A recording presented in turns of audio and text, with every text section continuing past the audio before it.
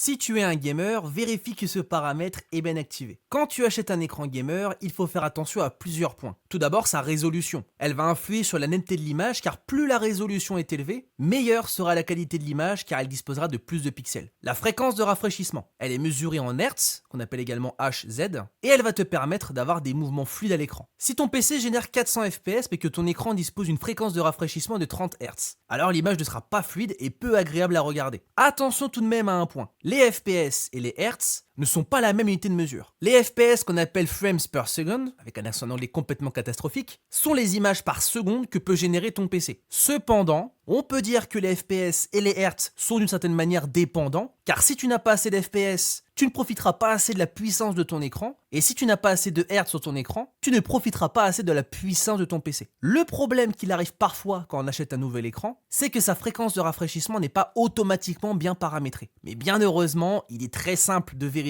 si ce paramètre est bien activé, et c'est ce qu'on va faire dès maintenant. Je te laisse faire un clic droit sur ton bureau, appuie ensuite sur paramètres d'affichage, en descendant un peu avec ta molette, je te laisse cliquer sur paramètres avancés de l'écran, et dans choisir une fréquence d'actualisation, il faut tout simplement sélectionner la valeur la plus grande. Abonne-toi pour plus d'astuces.